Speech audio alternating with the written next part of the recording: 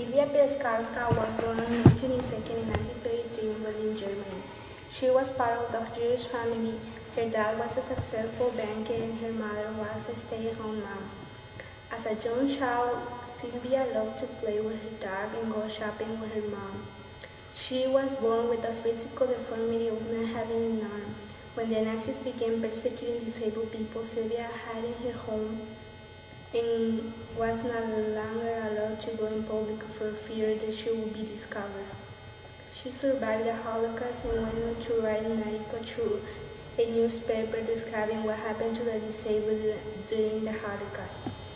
In her newspaper article, she wrote, "The Nazis who came to power in Germany believed that they were racially superior and the disabled were inferior, and that why they created a law for prevention of progeny with hereditary diseases, and this law made the sterilization of all persons who suffer from diseases considered hereditary, including mental illness, learning disabilities, physical deformity, epilepsy, blindness, deafness, and cerebral alcoholism." Germany was not the first or only country to sterilize people considered abnormal. Between 1907 and 1939, more than 30,000 people in 29 states were sterilized. The usual method of sterilization was vasectomy and ligation of burning tubes to women.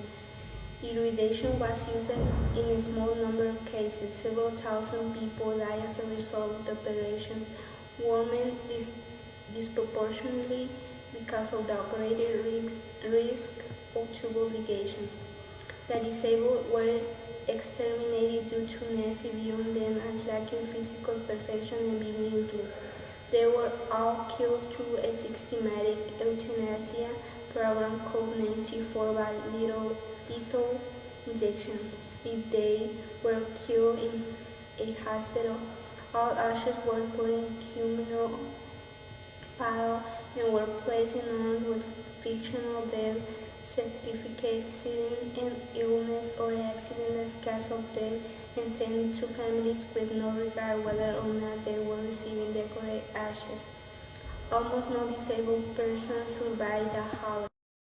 This person, Alexander Lowe, was born in Spain. He was a lawyer there. He had to go to visit his parents in Auschwitz, but he didn't know how to contact him because they didn't have phones, and he went, and all of a sudden a soldier stopped in the car and took him to the concentration camp. Dear parents, hello, it's Alexander.